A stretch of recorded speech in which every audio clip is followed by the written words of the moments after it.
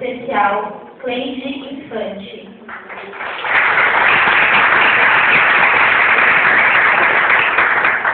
Professora há mais de 20 anos na educação, no ensino de língua e na área pedagógica. Dedica-se também à atividade de terapeuta holística. Boa noite a todos. Só que o microfone vai, eu tenho que ficar mais pertinho de vocês, tá bom? Em primeiro lugar, uma alegria muito grande de estar aqui hoje pela segunda vez, sendo novamente muito bem recebida por todos. Vocês têm uma energia muito boa, talvez alguns não saibam disso, e é uma alegria muito grande quando eu vejo isso. Que é algo além daquilo que os olhos veem, é aquilo que o nosso coração sente. Ser bem recebido, com carinho, ser bem tratado por todos. E isso é fundamental para vocês que estão iniciando a vida profissional. Muitos já estão no mercado de trabalho, mas ainda jovens, né, construindo a sua vida, então, em busca de algo melhor. Né? Como a senhora diretora falou a respeito do esforço de cada um, todos nós fazemos escolhas na vida. Muitos poderiam escolher nesse momento estar em casa assistindo a novela, não é? Então, parabéns a todos que estão aqui na escola, se esforçando e buscando algo para si. Da última vez nós falamos da língua portuguesa no mercado de trabalho, da importância de saber se comunicar e conversar da forma adequada. Mas desta vez,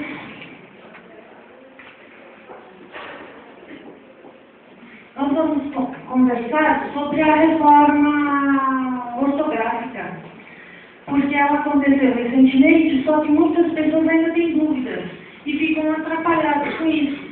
E pessoal de secretariado é fundamental conhecer isso, né? Marketing também, e enfim, para qualquer área é importante esse conhecimento. Mas então nós vamos desmistificar algumas coisas e dizer exatamente o que é. Porque muitas pessoas criaram uma expectativa muito grande, né, a respeito dessa mudança. E agora vai mudar tudo, o que eu faço? Então nós vamos ver que também não é bem assim. Bom, língua portuguesa, terceira língua ocidental mais falada do mundo. Quais são as outras duas? Inglês e espanhol. E qual é a língua mais falada do mundo? Mandarim. Muito bem. Quase todo mundo responde em inglês. Mas é o mandarim. Né? Então, a língua portuguesa, ela é derivada do latim vulgar. Né? Por que latim vulgar? É do latim que o povão falava, tá? Vocês sabem que o Império Romano dominou uma porção muito grande, né? Só pegar pelo mapa, né? Domínio do Império Romano. E do latim vulgar saíram 6 línguas: o português, o espanhol, o francês, o italiano, o romeno e não lembro a outra. Mas enfim, são todas línguas com uma estrutura similar, com a mesma estrutura. O inglês, por exemplo, não tem nada a ver, se você for estudar gramática, você percebe que não tem nada a ver com o português. Não é questão do vocabulário, tá? Porque o italiano também tem outro vocabulário, o francês também. No entanto, a estrutura gramatical da língua é a mesma assim, bem similar, tá? Nós temos então aqui a CPLP, é a Comunidade de Países da Língua Portuguesa. Então são pessoas de todos esses países, olha lá, Angola, Brasil, Cabo Verde, Guiné-Bissau, Macau, Moçambique, Portugal, São Tomé e Príncipe e Timor-Leste. Então existe essa comissão das pessoas, aí temos os países, né, um mapinha ilustrando, então você pega aqui América, África, e temos lá na Ásia também, né, Macau. As pessoas até ficam surpresas, né? Lógico que em vários países eles falam português com um sotaque de Portugal, né? Então você vê um angolano falando, você tem que falar o português. Porque o nosso português é só nosso mesmo, né? Português do Brasil, uma característica de influência do português em si, do africano, e depois as outras imigrações que foram ocorrendo em levas, 1870, mais ou menos, os italianos, que é esse sotaque nosso de paulista, dizem que paulista não tem sotaque, tem sim, é o sotaque do italiano. Existem estudos linguísticos que mostram isso e fazem uma comparação com o português de São Paulo com a língua italiana, então tem muita semelhança. Olha eu aqui também, né? Depois entraram os japoneses, mas enfim, o português do Brasil é uma língua única, até se você for pensar nesse sentido, né? Por ter englobado tanta coisa, tanta cultura diferente. E a língua, ela é curioso que as pessoas falam, como uma reforma? Como é que pode mexer na língua? Bom, a língua, ela não é estática. Começamos daí, né? Existem os neologismos. O que são neologismos? Quem sabe? Novas palavras. As novas palavras e que acabam se incorporando. Por exemplo, vou falar um neologismo que já está incorporado. Deletar. Deletar veio por conta da informática, influência do inglês, mas já está incorporado à língua portuguesa.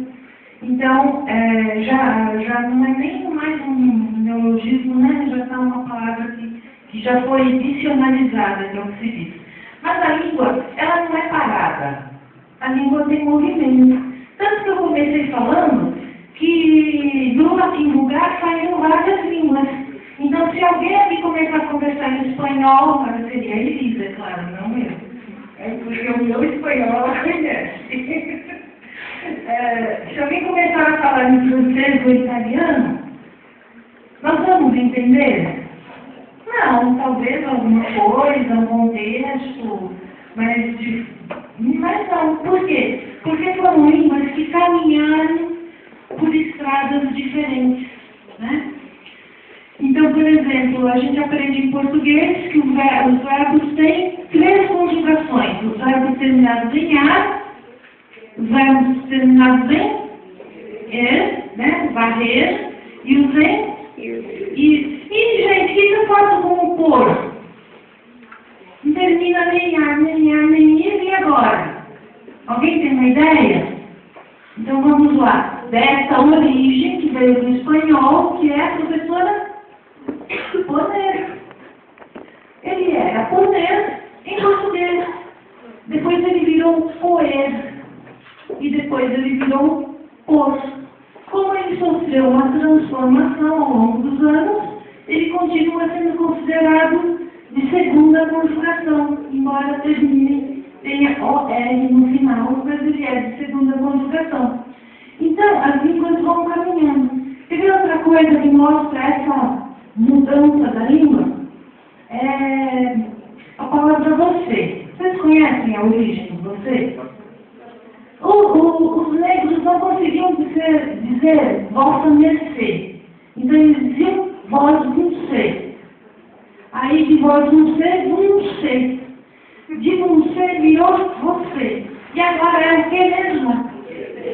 C. Esse C ainda não foi incorporado, né, na língua. Mas quem não garante que daqui a 100 ou 200 anos, C, e alguém vai fazer uma palestra contando a historinha, foi você um dia, ó, mas agora é C. Só que a nossa tendência é sempre diminuir as coisas. Você quer ver alguém cumprimentar só usando vogal? Só usando vogal? E-a-e-o. Olha, uma comunicação com 3 vogais. E-a-e-o. Tá vendo como dá para se comunicar? É a língua. E quem garante que a língua não caminha?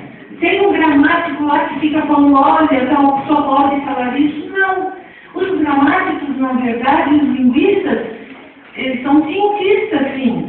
E eles observam como a língua se comporta, que é através de quem? Do falante da língua. E isso tudo em algum momento, incorporado. Porque algumas coisas elas são bem localizadas e não viram, não fazem parte da língua. Eu vou dizer um verbo, manufar. Esse verbo, nos anos 70, 80, isso, né? Esse verbo era bastante conhecido, mas muito em São Paulo. Depois ele até se espalhou pelo Brasil, quando houve a candidatura do Maluf, enfim. Mas é um verbo que vai morrer, né? Não vai se perpetuar e entrar no dicionário. Então é uma coisa muito localizada. Ele não provoca uma mudança dentro da língua, né? Mas muitas outras coisas provocam. Uma coisa que eu acho que com certeza daqui a alguns anos já vai ser revista é a preposição do verbo namorar. O verbo namorar é assim, ela namora o João. Como é que todo mundo diz? Com o João. Todo mundo usa com. E o curioso é que para preposição, em qualquer idioma, tá? Para preposição, a regra é determinada pelo uso, tá? Então não é que alguém fez a regra, não. É que alguém observou o uso e a partir daí extraiu a regra. Então nisso é que a língua vai evoluindo. Quando começou essa história de mudança na ortografia, muitas pessoas ficaram desesperadas. Não pode acontecer isso. Gente, quem é que segura um idioma? Ele vai se alterando sim, né? O que se tem é que tomar alguns cuidados realmente, porque tem muitas pessoas que às vezes têm algum poder político, porque isso tudo é poder político, e acabam tomando atitudes que não têm vamos dizer, a competência para tomar essa atitude, tá? Então aí sim o povo tem que gritar. Quando acontecendo isso em qualquer escala, né? Governamental e em qualquer área, de saúde, de educação, enfim, qualquer área, o povo tem que ter cultura para saber a hora de se manifestar. Mas as pessoas ficaram muito preocupadas com essa reforma, e aí a gente percebe que não reformou muita coisa assim. Né? Então vamos começar a ver aqui. Esse acordo ortográfico, ele foi feito em 1990. Né, com aqueles membros daquela comunidade composta pelos países de língua portuguesa. Em 1995, aqui no Brasil, ele foi aprovado pelo Legislativo. Olha só, aprovado em 95, ele entrou em vigor em janeiro de 2009, porque aqui é tudo muito rápido, né? Tudo rapidinho, em 2009 estava lá o acordo. No entanto, havia um prazo para adaptação. E aí depois a gente vai ver esse prazo. Ele terminou agora em dezembro do ano passado, tá? Aqui, então, ele foi ratificado no dia 29 de setembro de 2008, que é a data do centenário da morte do Machado. Foi uma homenagem, então, a ele. Até quanto a isso, eu gostaria de dizer que é muito desagradável pegar um livro escrito com uma ortografia anterior à nossa. Fica difícil aquela leitura, né? Nós, por enquanto, temos as duas coisas aí no mercado, né? As pessoas têm os livros, as editoras estão se reformulando, renovando, mas, enfim, os livros que já existem continuam sendo lidos. Pode passar? Bom, por que essa comissão quis fazer isso?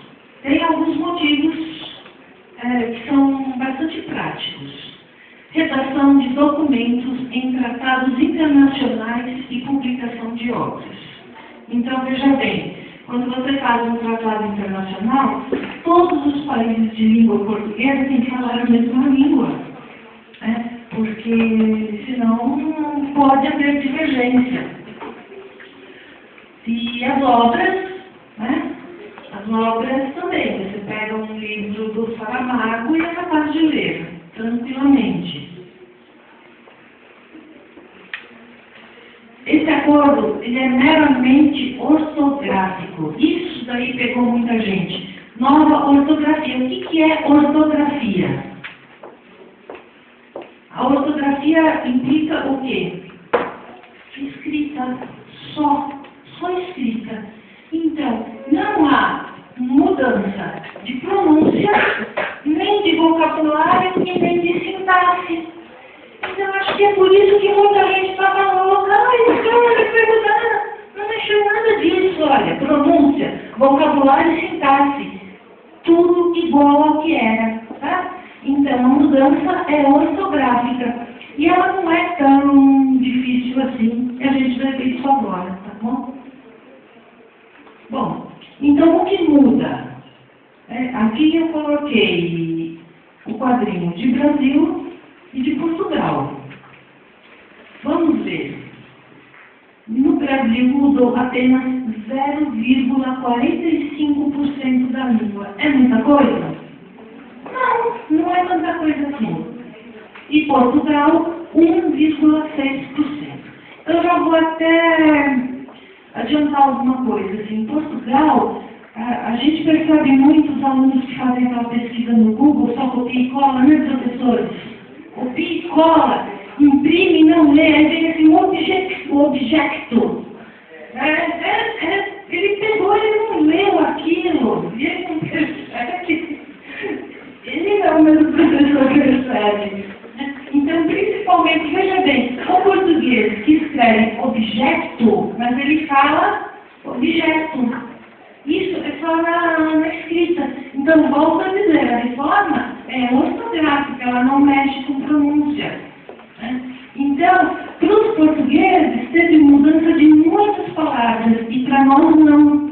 Então, aí essa diferença de 0,45% de mudanças no nosso idioma praticado no Brasil e 1,6% praticado em Portugal. Tá? Então, agora a gente entra no acordo em si. Tá? E o que é que teve de mudança? Foram acrescentadas duas novas letras, K, W e Y. Então, o alfabeto agora tem oficialmente 26 letras. Antes ele não tinha, né? Tinha 23. Mesmo tendo 23, as pessoas usavam em nomes próprios, nomes de pessoas e seus derivados. Por exemplo, Franklin, Darwinismo e Byron. Lord Byron, conhecem? Não? Faz inglês? Isso não estava na ortografia, no acordo. Mas alguém deixava de chamar Franklin, Eric, com K, por causa disso? Não. Então, para nós, na prática, não alterou muito. Oficialmente, você tem essas 3 letras entrando no alfabeto. Mas, na prática, não mudou muita coisa. E nomes próprios de lugares que são derivados de outras línguas. Yokohama, haitiano. Aí vai se usar, mas já se usava? Pergunto. Já se usava, né? Então, olha lá. Sem choque, né? Até agora eu não tenho nenhum choque. Símbolos de abreviaturas. Pode ficar um pouquinho. Olha só. Eu vou aproveitar só para falar uma coisa. Por que a abreviatura, por exemplo, potássio é K? Vocês sabem por que isso tem que ser no mundo inteiro? É um cientista que vai utilizar. Então é K em qualquer idioma, um cientista sabe que o potássio é K. Né? O quilômetro é km. Eu vou já aproveitar para dizer sobre o plural. Tá? Se eu for falar miligramas, eu falo do plural. 10 mililitros, por exemplo. Se eu for abreviar, vai ser 10 ml. Não tem 10 ml. Tá bom?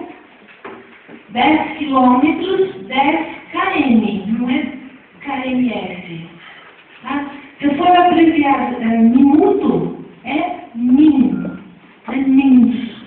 A abreviação de hora é às 10 horas. É às 10 H. Tá? Qualquer abreviação não leva plural, a menos que a palavra seja escrita por extenso, tá bom? Então, isso daí facilita toda a disseminação do conhecimento. Né? Tanto que pessoas, por exemplo, que falam mal o inglês, pegam um texto técnico, ela é capaz de entender pelo menos a parte que ela está buscando, né, dentro daquela área específica. As palavras estrangeiras incorporadas na nossa língua. Show. Alguém sabe outra palavra para show? Ai, mas eu não sei, eu nunca fui. É estranho. Vocês já viram alguém falando? Eu fui aonde? Espetáculo, é lindo. Mas a gente vai ao espetáculo no dia a dia? Porque eu quero dizer que o show já acaba também incorporado. Então, quando ele entra, quando o W entra para o nosso alfabeto, o que nós estamos fazendo? Aprovando aquilo que já existia. Ninguém está trazendo nada de novo, né, que vai mexer com a vida das pessoas. Estou lembrando essas palavras de outros idiomas, o que nós temos mais é o inglês. Elas são escritas entre aspas, tá bom? Em redações, em textos, elas aparecem entre aspas. Bom, vamos lá. Facilitamos. Um sinal a menos. Facilitamos ou não, né? Não sei. Aí eu tenho algumas dúvidas. Porque o trema foi abolido. Mas o trema te indicava a forma da pronúncia da palavra. Então, eu sei que linguiça é linguiça, com trema ou sem trema. Mas supondo que eu não soubesse, que aquela palavra não fizesse parte do meu mundo, eu ia ler linguiça. Tá? Linguiça, porque eu não conheço a palavra. O trema, ele me indica, tá, como falar. Eu sinto falta do trema, particularmente, mas eu vou superar isso. Ele é mantido em nomes próprios, tá bom?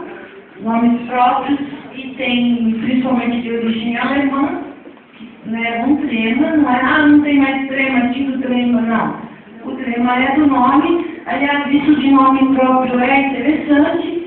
As pessoas perguntam como é meu nome em inglês. Eu pergunto, qual? Aí você perguntar, qual é o meu nome em inglês? Eu vou dizer, Paulo. É Paulo. Como é o seu nome? Érica. Aí se ela me perguntar, qual é o meu nome em inglês? Érica. Não, é Érica. Porque é o nome da pessoa. Com o nome, nós não mexemos. Eu me chamo Cleide em qualquer lugar do mundo, não é? Se eu quiser pôr um apelido, se eu for morar na China e quiser me colocar um apelido, eu adotar um nome para ficar mais fácil a comunicação, é outra história. Mas o nome não se mexe. Então é por isso que trema de nome próprio não é retirado. Tá bom? Não tem essa história de ter caído o trema. O acento diferencial.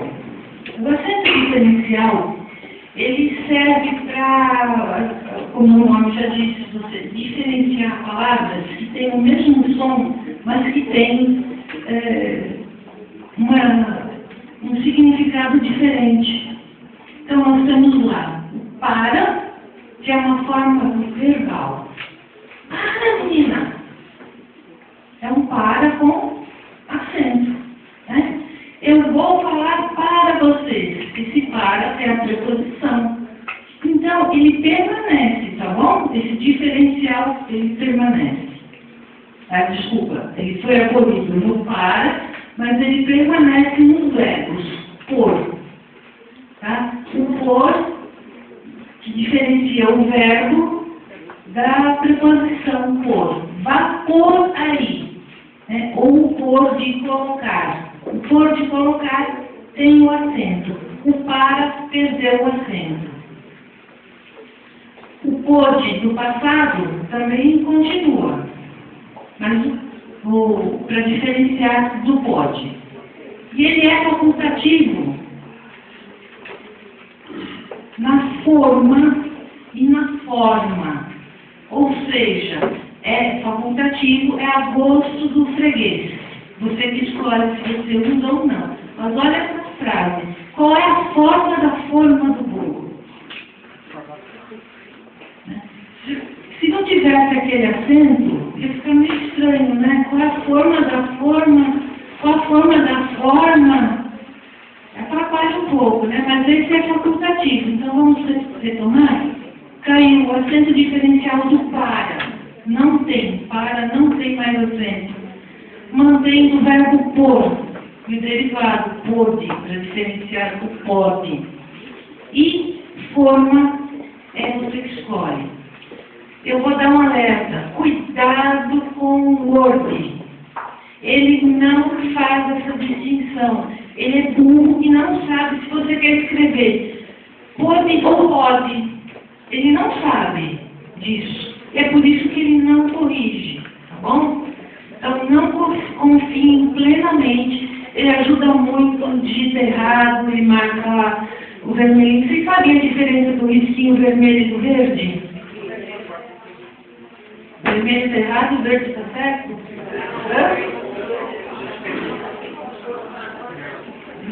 Não só. Tá? O vermelho é a ortografia. Pegou ortografia, isso é a escrita. Então você vai perceber que normalmente você errou na hora da digitação. Cuidado com os risquinhos verdes, que são de concordância.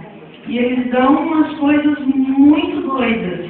Se ele resolver falar, os meninos falou, ele acha que, né, depois os meninos falaram, ele risca de verde falaram, e você vai ver qual é a alternativa que ele dá, os meninos falou. Então tem umas coisas loucas. Então você vai confiar plenamente no risquinho vermelho. Quando tiver vermelho, você vai olhar mesmo com cuidado, ver o que está acontecendo. E o verde você fica com o pé atrás. E essas palavras aqui, olha, ele nunca vai acentuar para você. Então isso você tem que conhecer, tá bom?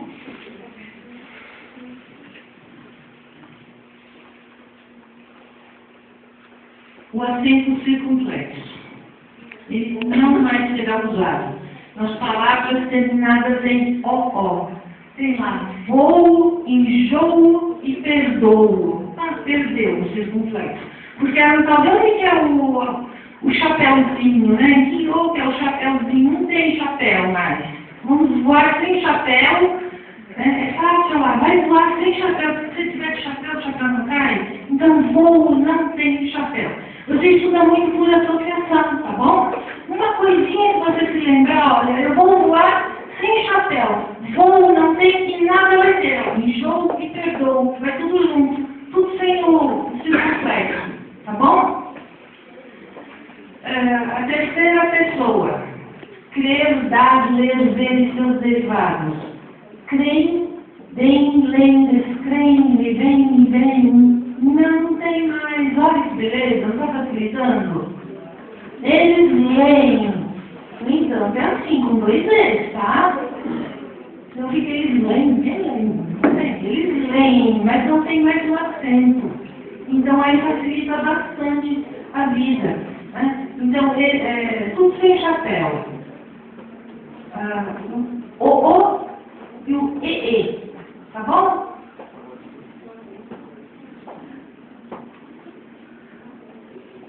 Nada muda nos verbos ter e vir e seus derivados.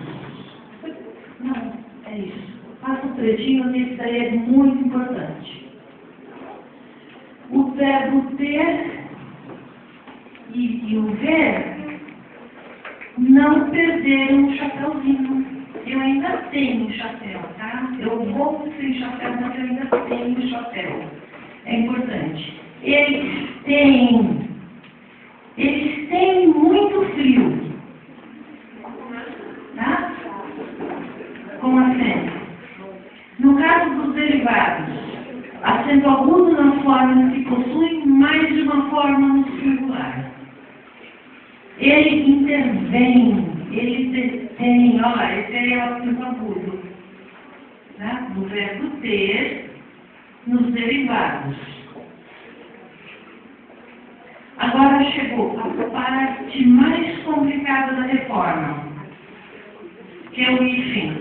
Eu vou confessar para vocês que às vezes me dá um nó, porque é muito estranho escrever algumas palavras dobrando o R, eu ainda estranho isso.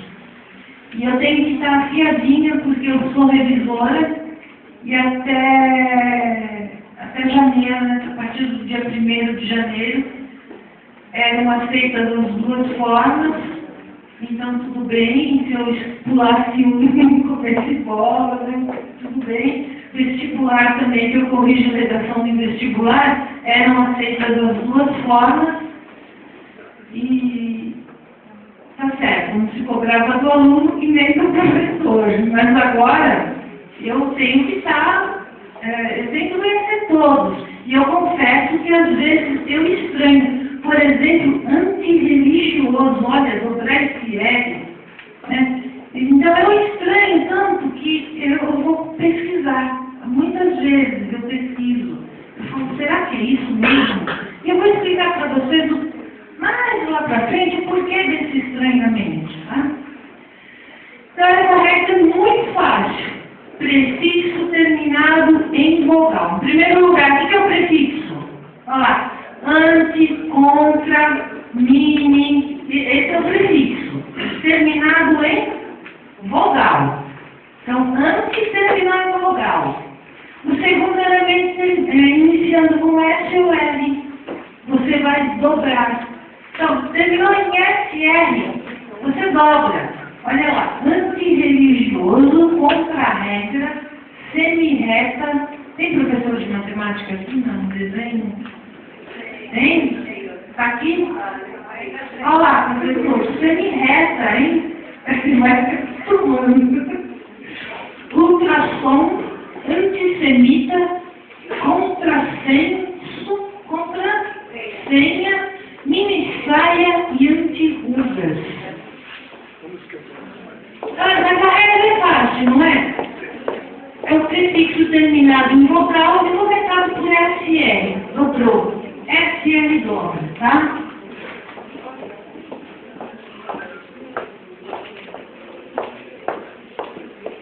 Sem hífen. Terminado em vogal e o segundo elemento iniciado com vogal diferente. Olha lá. Ele termina com vogal e o segundo inicia com a vogal diferente. Olha lá. Auto-aprendizagem. Então, quando você terminou com uma vogal e começou com outra, não tem mais hífen. Terminou com uma vogal e começou com outra. Juntou tudo. Olha lá, semi-analfabeto, tudo junto. Que o semi termina no i, o analfabeto começa no a. Então, juntou. Coautor, infraestrutura, autoescola. Olha lá, autoescola. As autoescolas ainda acho que estão por aí separadas, né? Autoescola. Plurianual, semi-aberto.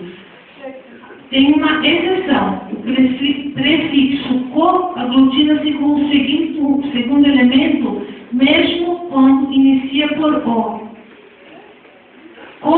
Coordenar, cooperar, coobrigação. Olha só a exceção. Né? Ele começa com a mesma letra, co, e começa com o, mas ele é aglutinado. Coordenar. Tá bom? Não tem hífen. Ainda sem hífen. Terminado em vogal. E o segundo. Opa! Tá. Terminado em vogal. E o segundo elemento iniciado por consoante que não seja R ou S. Terminou com vogal e qualquer consoante menos R ou S. Tá? Então é só tirar o R e o S. O resto tudo, autoprojeto, autopeça, seminovo, geopolítica, microcomputador, antipedagógico. Agora, o vice sempre vai ter IFE, sempre. O vice não importa a regra anterior. Entrou a palavra vice com IFE, vice-rei, vice-reitor, tá bom? Aí vai, vice-presidente, vice qualquer coisa. Quando o prefixo terminar com consoante, mas o segundo elemento é iniciado por vogal. Hiperativo, hiper, terminando R, tá? Começou o segundo com vogal, olha, ativo, então hiperativo, super amigo. Então, é estranho, é super amigo, né? Estranho, junto. Interestelar, interestadual. Mas as regras são difíceis? Não. Vocês acham difíceis? Não. Não. Questão de praticar. Muito bem, chegou num ponto importante. Certas palavras que perderam a noção de composição. Girassol. Ninguém pensa que gira para o sol, né? Essa é composta também a palavra. O girassol não gira para o sol. Mas não é, ninguém mais pensa nisso. Um girassol, você já pensa naquela palavra. Então, ela perdeu essa noção da composição. Então, o girassol também. Pontapé, ponta do pé, não. É um pontapé. Pronto. É como se fosse uma outra palavra. Não tem item. Paraquedas e manda-chuva. No mesmo esquema.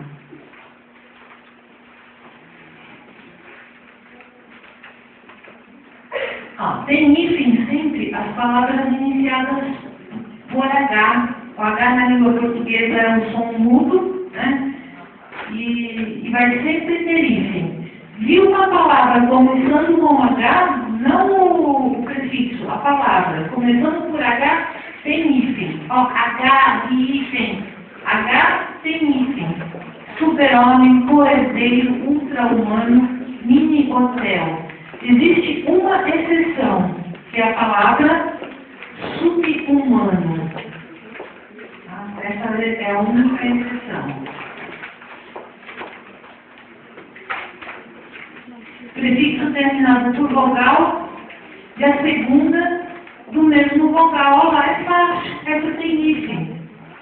Porque você termina e começa com a mesma. Micro-ondas.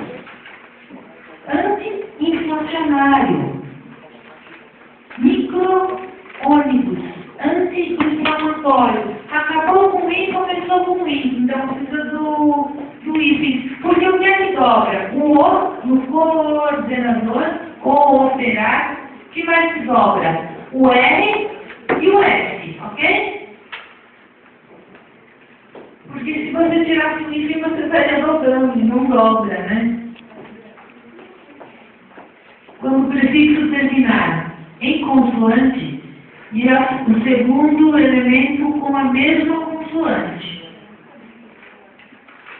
Hiperrequintado, interracial, superreacionário, subbibliotecário. Tá? Terminou com uma vogal, com uma consoante e começa com a mesma consoante.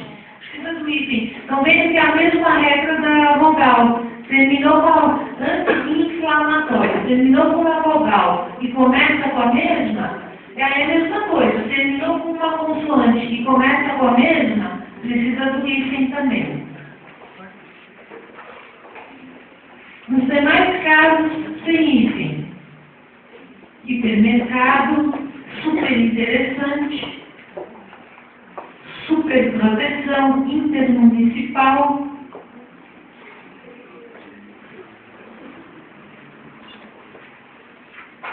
Prefixo sub, mas segundo elemento iniciado por L. Sub-região, sub-raça, sempre com o hífen.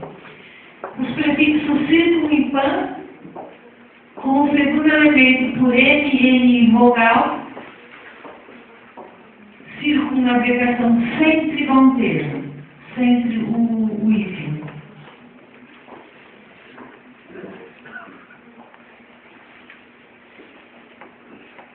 Agora, essa também não é tão difícil.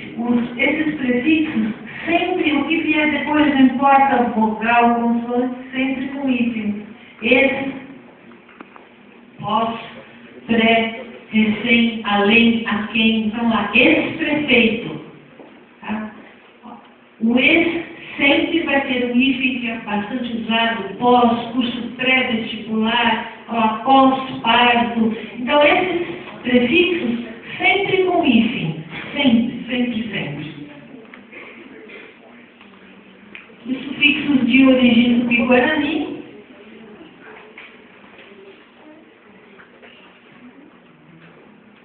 Olha lá, Amoré-Guaçu, essa eu não ia lembrar se eu não mexi ainda. Amoré-Guaçu, Anajá-Mirim, Capinhaçu. Então, os prefixos do tupi-guarani, que também compõem a língua portuguesa falada no Brasil, eles levam o hífen.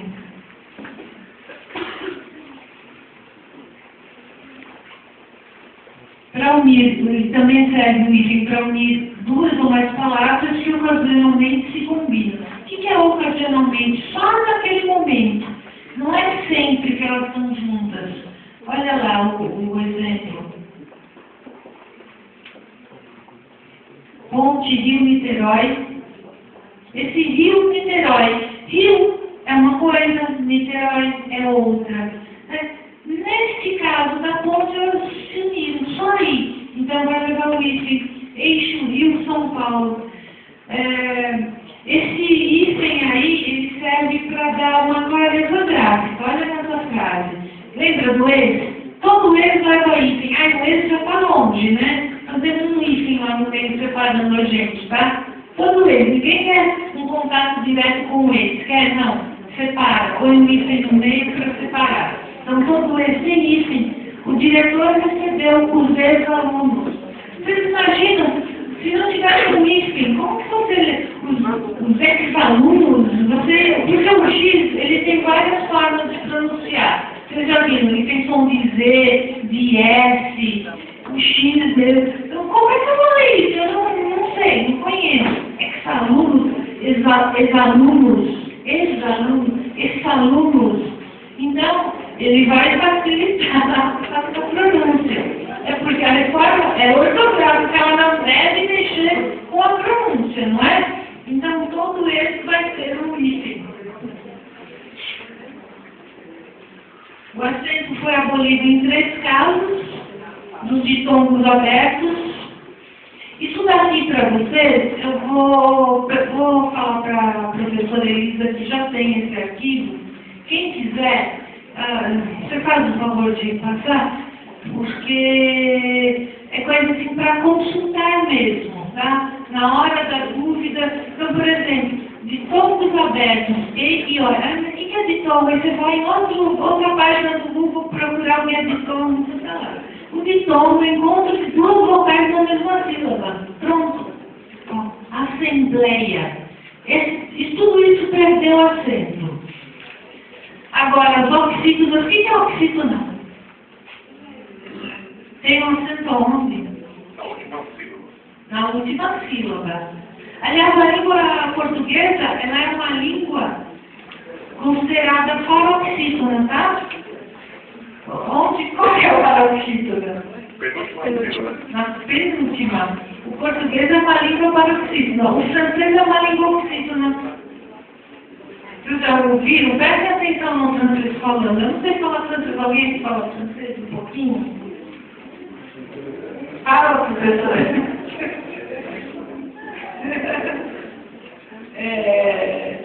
O francês coloca todos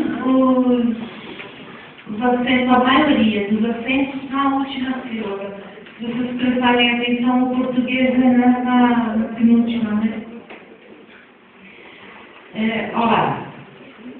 Céu, herói, chapéu, vivemos. Continua, tá bom? Abolido em 3 casos, paroxítonas com o envio tônico que forma um hiato. Ah, mas a pessoa é agora, por que isso de hiato que eu não uso mais nada? Quando faz parte de um ditongo. Ah, duas vogais em sílabas diferentes. Quando você separa a sílaba, fica uma vogal para cá e a outra para lá na separação. É lógico que ele tem que saber separar. Eu peguei numa redação, corrigindo o vestibular, o aluno separou assim, próprio, lema. Não já viram? Próprio, lema. É claro que se não souber separar uma sílaba, não vai conseguir fazer isso aqui. Tá? Posso tirar uma dúvida? Pois não. Eu gostaria de perguntar para a senhora referente à palavra mussarela, que o correto é com C cedilha, tá certo? Na língua portuguesa. E no Brasil inteiro se usa com 2 S em qualquer local. Então, essa é uma das palavras que eu acredito que com o tempo vai ser aceito isso na gramática. Porque a gramática tem muitas coisas que são assim. Você pode isto ou aquilo, facultativo, né? Por exemplo, a maioria dos alunos veio para a escola hoje. A maioria dos alunos vieram. Então, a gramática te dá essa opção de escolher. As duas estão certas? Da maioria? Com a palavra maioria? Sim, as duas estão certas. Então, eu vou chegar lá. A gramática te dá opções em vários aspectos. Então, esse que eu falei é um exemplo de opção. Neste momento, mussarela não tem as duas opções. Mas eu acredito que vai chegar lá. Porque o que você falou é o mais usado. Tá? Eu acredito que vai chegar lá sim. Que vai ser modificada a grafia. Obrigado. Como palavra-chave? Mussarela. Ela vem de mussarela. É o caso da pizza que se escreve com os dedos, né? Mas se de repente o brasileiro escrevesse pizza, T-S-A, eu não poderia considerar isso errado, porque é como ele ouviu isso, tá certo? Então, é essa questão da transformação. E vai chegar um momento que isso se ajeita. Pizza já está convencionado que é com Z. A pessoa não se atrapalha. Por exemplo, e o Brasil tem muito disso, né? A gente tem a Avenida Giovanni Gronchi. E muito repórter fala, olha, você tem a Giovanni Gronchi. Não, é Gronchi mesmo, vem do italiano. Então a gente tem que ter essa esperteza, as secretárias aí, não dando bola fora, conhecer sim, para ler o nome correto de uma pessoa, vai telefonar para alguém marcar uma entrevista, uma reunião para a pessoa que você assessora, saber fazer essas leituras. E o português tem muito disso, né? De incorporar essa língua, de incorporar esses outros idiomas. Mas o mussarela eu acho que vai ter adaptação, porque eu particularmente gosto dos 2 S. Embora não seja, mas eu gosto mais. É estranho. A palavra oxígeno terminada em I e U em posição final. Olha lá, Piauí continua. Baú, tanto faz se tem plural ou não. Acabando a parte mais chata, tá bom? Nas formas verbais, pouca frequência dos verbos agir.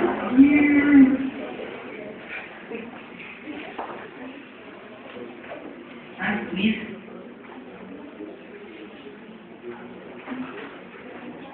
Eles arguem. Ele foi abolido. Esse é um caso que se tira o acento, ninguém vai saber ler. Vamos falar, eles arguem, eles... pode passar mais uma. Ele continua. Não continua? Não? Não tem mais nada escrito? Achei que tinha um pouco mais de exemplo. Não tem problema. Então, mas aí no caso desse acento, na minha opinião, ele faz falta. Apesar de que são verbos também que logo vão ficar arcaicos e não serão utilizados porque estão caindo em desuso. E o professor? Como é que fica nessa história?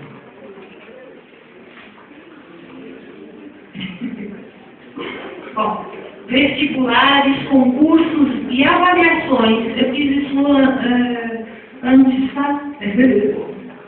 A apresentação. Poderão aceitar as duas biografias até 31 de dezembro de 2011. Ou seja, não se pode mais aceitar a grafia anterior e só a atual. Eu sou de um tempo em que todos os professores corrigiam português. Todos. E você fazia uma prova de história, de matemática, o que fosse, o professor descontava erro de português. E atualmente, infelizmente, essa tarefa está sendo relegada com exceções, porque tudo tem exceção, está sendo relegada ao professor de português. E ele sozinho não dá conta de tudo isso. É muita coisa, né? E então é bastante interessante, eu sempre gosto de quando eu participo, quando faço trabalho com professores, de chamar o professor de qualquer área que seja, porque o idioma é nosso, não é do professor de português, é de todo mundo. Então, quando eu trabalho com professores em workshops, eu gosto muito de chamar o professor de qualquer área para a língua portuguesa. Isso é importante mesmo, tá? Agatha, essa segunda que eu tenho então, a audiência falou, depende também. A correta grafia, gente, ela se dá por memória visual e não por regra. Por isso que eu falei que você vai consultar a regra na hora de escrever que bateu a dúvida. Você não decora a regra, entendeu? Quando você, desde pequenininho, o que mais o professor fala? O que te ajuda a escrever melhor? Não a grafia, a ortografia, ler. Por quê? Porque a correta grafia se dá por memória visual. Aquilo que eu falei que às vezes eu me atrapalho, porque na minha memória visual, eu tenho uma coisa, antirreligioso com Moisés. Não, a regra era, mas será que é? E eu fico insegura. E vou pesquisar. Por quê? Porque nós temos ainda, eu tenho muitos livros com a anterior, então vai chegar um momento que vocês, de tanto ver, vão assimilar. E é isso mesmo, tá? É por memória visual. Então, quanto mais vocês lerem, agora eu peço cuidado com muitos blogs e sites que têm uma escrita horrorosa, escrevem muito mal, e às vezes até a informação é incorreta também, tá? A informação técnica. Então, quando forem pesquisar em blogs, prestem atenção se aquele blog é confiável ou não. Eu vou dizer o seguinte, quanto mais vocês lerem, vão aprender a se comunicar melhor, não só essa questão da ortografia. Tem um site que eu coloquei no jornal que eu trouxe para vocês da última vez que eu vim, eu não quis aí, mas é o Ortografa. Ele é www.ortografa.com.br. É muito bom porque é o seguinte, você vai colocar, você pega qualquer coisa que eu tenha dado aí, escreve assim. Micro-ondas, tudo junto. E põe para ele conferir. Aí ele vai te dar micro-ondas. E se você puser o cursor em cima, ele ainda te explica o porquê. Tá? Então, na hora da dúvida, tem que pesquisar assim. Não é decorar a regra, tá bom? Mas fazer a pesquisa. Eu sempre digo que o dicionário é aquela brincadeira bobinha de falar que é o pai dos burros. Não é, é o pai dos inteligentes, porque os burros se contentam com o que eles têm, muito pouco. Então, o inteligente é aquele que vai, que pesquisa, que procura. Tudo isso são ferramentas que são dadas. A internet facilita o trabalho e praticamente todos têm acesso a ela. E quem quiser, então, a apresentação eu vou deixar com a professora Elisa e ela dá um jeito aí de encaminhar para vocês, né? O tema de hoje não foi tão agradável quanto da última palestra, mais importante e tudo, mas é algo que precisa ser falado, né, gente? Estamos falando aí de competências aqui na Semana do Secretariado, falando de competências, de habilidades, e o profissional que não entra nisso, ele é superado facilmente. E vocês vão terminar aqui o curso e buscar sempre palestras, as oportunidades que tiverem de evoluir a cada dia, com certeza vai melhorar bastante o aspecto pessoal e profissional. Eu agradeço muito a paciência, porque esse assunto, principalmente a parte dos itens, ele cansa um pouquinho, tá? Mas vocês foram uma plateia excelente. Muito obrigada.